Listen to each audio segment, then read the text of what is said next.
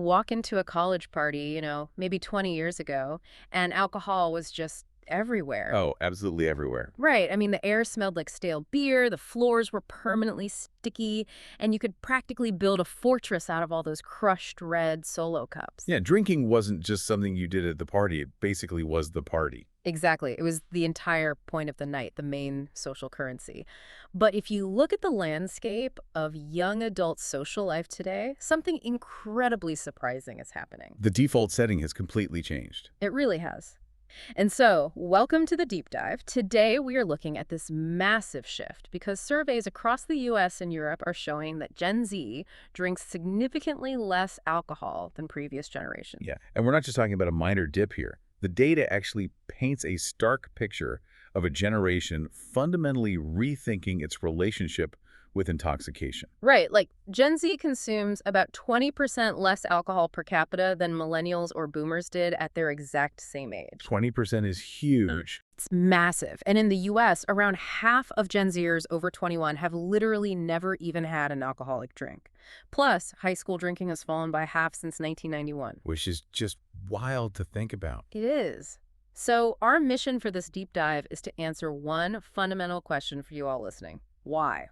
Like, what is fundamentally different about growing up today that's causing this rapid cultural shift? Well, to figure that out, we are looking at a really fascinating stack of sources today. We've got market analyses from Rabobank, Nielsen EQ, and Mintel. Some really heavy hitters in the data world. Exactly. And alongside those, we're looking at behavioral studies and data from health apps like Reframe.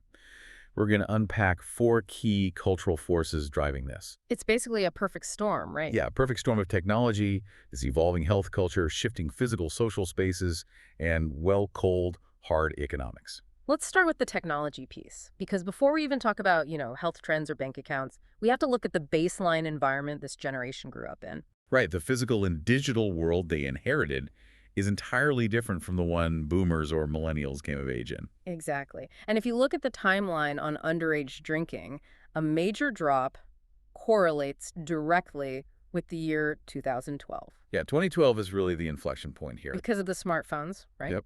That's right around the time smartphones went from being like a cool luxury for tech enthusiasts to something absolutely ubiquitous in the hands of basically every teenager. Right. And the smartphone didn't just change how we text or whatever. It drastically changed the cost of bad behavior. Oh, for sure. Think about that college party 20 years ago.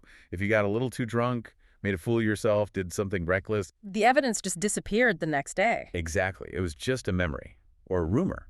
But now, embarrassing moments can be recorded in high definition, uploaded instantly, and they just live online forever.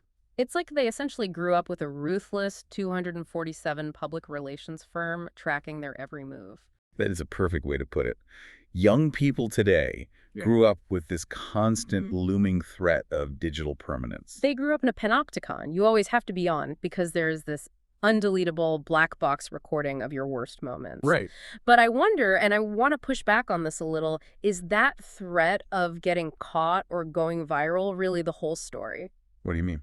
Well, is it just a fear of school administrators or future employers finding a video on TikTok? Because looking at the data from the Reframe app, which is a neuroscience-based alcohol reduction program, for those who don't know. Great app, by the way. Yeah, really interesting data. But looking at their numbers, it feels like there's a much deeper physiological and psychological toll at play here. Oh, you're absolutely right. The fear of getting caught is just the surface layer.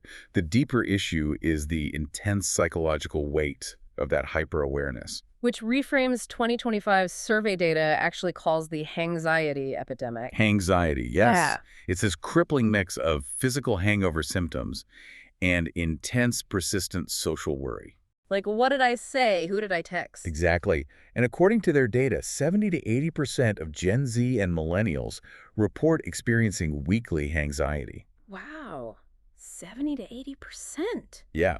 And because they are so hyper-aware of their digital image, young people are spending over 2 hours a day agonizing over what they might have said or done while drinking. Wait, over 2 hours a day? 2 hours a day. That is 14 hours a week just spent paralyzed by alcohol-related regret. I mean, that is a massive amount of mental bandwidth being consumed by something that is supposed to be fun. It's exhausting. And there's a real biological mechanism driving that panic. You're right. It's Yeah. not just them being overly sensitive. Right, because alcohol essentially borrows happiness from tomorrow. Beautifully said. Yeah, it floods the brain with dopamine in the moment, but the brain responds by drastically cutting its own natural dopamine production the next day. And that dopamine crash hits this specific demographic much harder, doesn't it? It really does. Yeah. The brains of young adults, specifically the reward and stress systems in the prefrontal cortex, they're still developing well into their mid-20s. Right. At the same time, their amygdala, which is the part of the brain that processes fear and anxiety, is highly reactive. So the neurochemical aftermath of drinking isn't just a headache or being tired. No, it manifests as a crushing sense of social doom.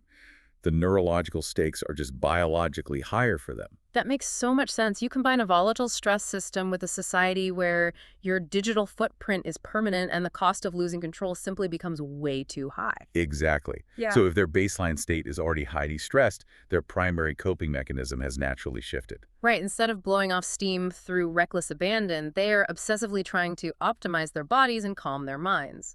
Which actually brings us right into our second force, the wellness culture. Oh, this is a huge factor. Gen Z grew up in an environment that is hyper-focused on fitness, mental health, and productivity. Yeah, from sleep tracking rings to mindfulness apps, like everything is about self-improvement nowadays. And alcohol is practically the antithesis of that optimization. Totally. It fragments your sleep architecture, it ruins muscle recovery after a workout, and it creates emotional instability. And they know that.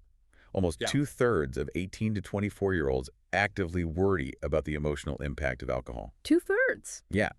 The Mintel research points out that they are limiting their intake specifically to manage their emotional well-being. It's just so practical. It is.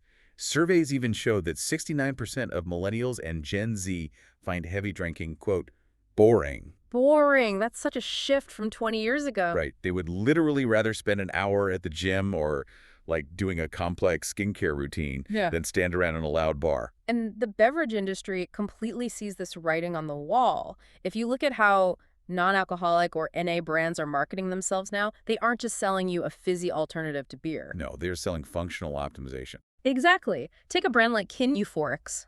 Their marketing copy will say something like, it's 9 p.m., drift off to dreamland with a magical nightcap. Yeah, they're packing their drinks with adaptogens. Right, which are those herbs and mushrooms marketed to help the body resist stress. And they're explicitly selling circadian rhythm optimization to help your internal body clock sleep better. They are speaking the exact language of wellness to a generation totally obsessed with it. And the strategy is undeniably working. The numbers are crazy. Yeah, the NA market surpassed $11 billion in 2022 and continues to grow at just a staggering rate. 11 billion. That's not a niche market anymore. Not at all. Over half of Gen Z drinkers report that they often or sometimes choose non-alcoholic beers or mocktails when socializing. Because they still want the ritual, right? Exactly. They want the ritual of holding a beautifully designed can or glass, but they want it to serve their health goals, or at the very least, not sabotage them. Okay, but I have to throw a wrench into this whole wellness monk narrative for a second. Oh, okay, let's hear it. If Gen Z is so entirely health-obsessed, carefully tracking their sleep cycles, sipping adaptogens, how do you explain the board trend? Ah, the board game. Yes. Right. You look on TikTok, and there are millions of views of college kids carrying around these massive plastic jugs, the blackout rage gallon. It's quite the phenomena. For those who haven't seen it, it's literally a gallon jug filled with half water, liquid flavoring, and half a handle of cheap vodka. They write funny names on them and carry them around day drinking at tailgates. It's a massive volume of alcohol. Exactly. It is the exact opposite of a mindful, sleep-optimizing mocktail. So how does that fit the data? Are they health-obsessed or are they drinking gallons of vodka? I know, it seems like a massive contradiction, but it actually highlights a really important nuance about consumer psychology. Okay, unpack that for us. Well, Gen Z is not a monolith of Puritans. The Nielsen IQ and IWSR data synthesize this beautifully. Gen Z is actually deeply polarized. Polarized how? They are leaning heavily into both no ABV, meaning zero alcohol by volume, and high ABV products. Wait, leaning into both extremes simultaneously? What is the psychology behind that? It comes down to intentionality and a concept behavioral economists call present biased decision-making. Present biased decision-making. Yeah. You have to remember the macro environment here. This generation came of age during a global pandemic, a climate crisis, and intense economic instability. That's a lot of baseline stress. Exactly. And the constant pressure to optimize every single aspect of life eventually leads to severe wellness fatigue. Oh, interesting. So they just get tired of being perfectly healthy all the time. Right. When your autonomy feels suppressed by systemic forces, people naturally overcompensate to blow off steam. Present bias decision-making is when you choose an immediate, intense reward, like getting incredibly drunk at a tailgate with a board. Even though you know it conflicts with your long-term wellness goals. Exactly. Simply because the cognitive load of being good all the time is just too exhausting. Wow. So the Buer is essentially a scheduled pressure release valve. It's an event. Exactly that. It is a highly specific, planned occasion where intoxication is the explicit goal. But then, on an average Tuesday, Right. On an average Tuesday or a casual Friday night hanging out with friends, they are drinking an alcohol-free Heineken 0.0 or a functional energy drink. so they aren't casually drinking a six-pack of beer every single night out of habit like previous generations might have. No. The everyday habit is sobriety. The intoxication is treated almost like an extreme sport. That reframes things completely. If their everyday habit is avoiding public messes, optimizing their health, and only drinking heavily on very specific, rare occasions, their daily social lives must look totally different. They do. Because if they aren't at the bar after work, where are they actually hanging out? Which brings us to our third point. The venues have changed. Fundamentally changed. For previous generations, the default third place, the place outside of home and work, was the physical bar, the pub, or the nightclub. That was the default. But today, the Mintel research notes a massive shift toward digital spaces. Gen Z spends far more of their social time online. Socializing through multiplayer gaming, hanging out on Discord servers, or just participating in digital communities. Exactly. And when they do venture out, the venues are shifting toward late-night cafes or the cinema, not necessarily bars. And the OBEV data supports this too, showing that when Gen Z does drink, most of them consume at home or at a friend's home, not out at a commercial venue. Right. And just imagine the mechanics of that digital socialization for a second.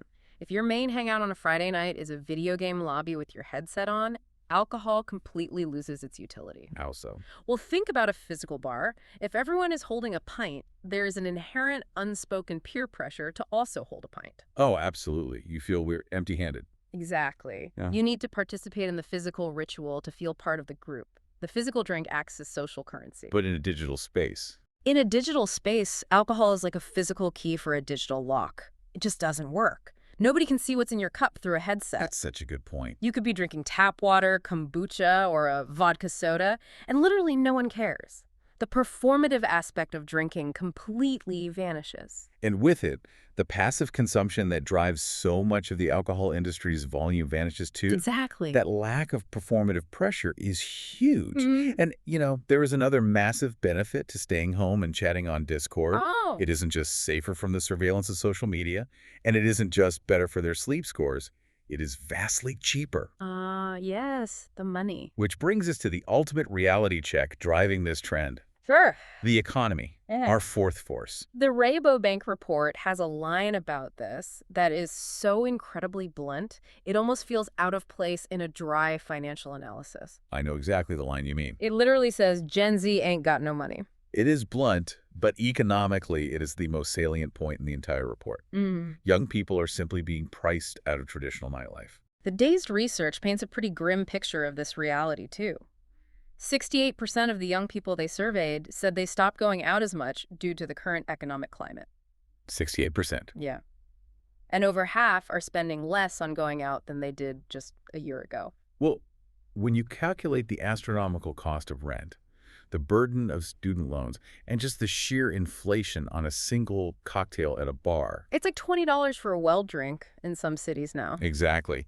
Drinking heavily several nights a week is just a mathematically impossible equation for a 22-year-old right now.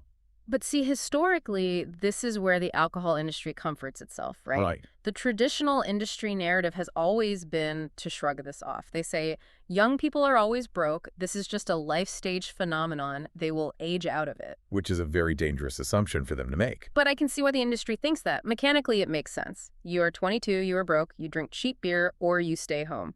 But then you turn 30, You get the promotion, your disposable income goes up, and suddenly you are buying premium bourbon, expensive wine, and craft cocktails. Doesn't the consumption graph just naturally go back up as this generation ages? You'd think so, but no.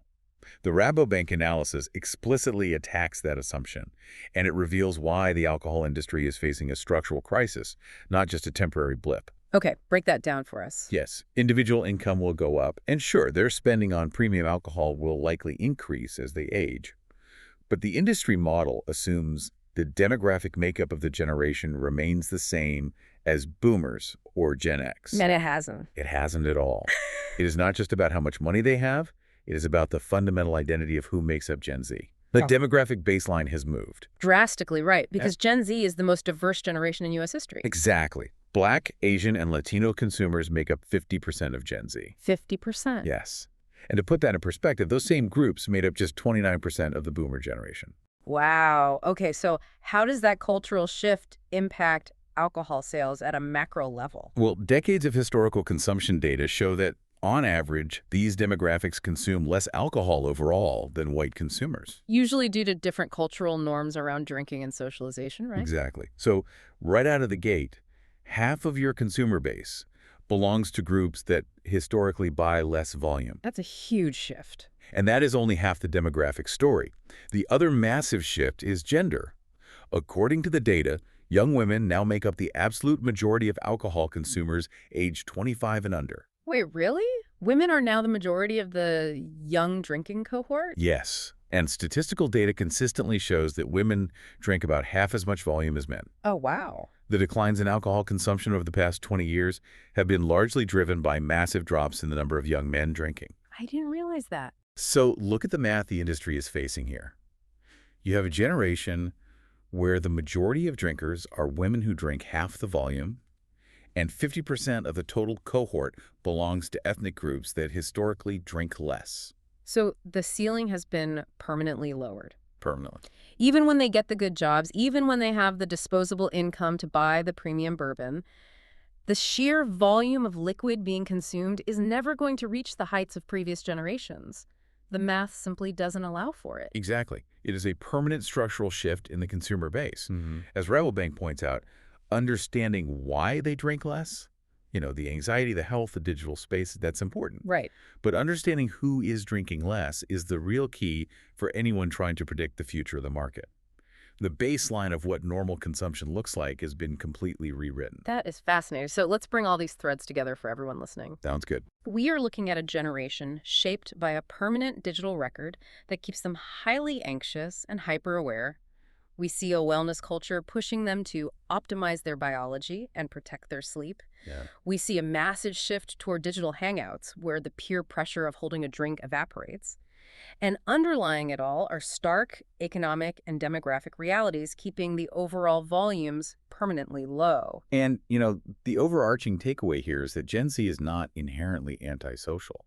They aren't just sitting at home staring at the wall. Right. They are simply redefining what socializing looks like. And more importantly, they are redefining what role alcohol is allowed to play in those spaces. Exactly. They're still craving connection. Whether it's choosing a functional adaptogen beverage from a booming non-alcoholic market, grabbing an intentional high ABV canned cocktail for a very specific tailgate, or just logging onto a Discord server with their headset on, they are prioritizing the connection itself over the intoxication. Beautifully put. Alcohol is no longer the main character of the night out. It has been demoted to a supporting actor, and in many cases, it's not even in the script. It is a profound cultural pivot, and it leaves us with a lingering question that goes far beyond the balance sheets of beverage companies. It really does. If traditional third places, the physical pubs, the dive bars, the sprawling nightclubs, if they no longer serve as the default social glue for this next generation, what happens to the physical landscape of our cities? That's the billion-dollar question.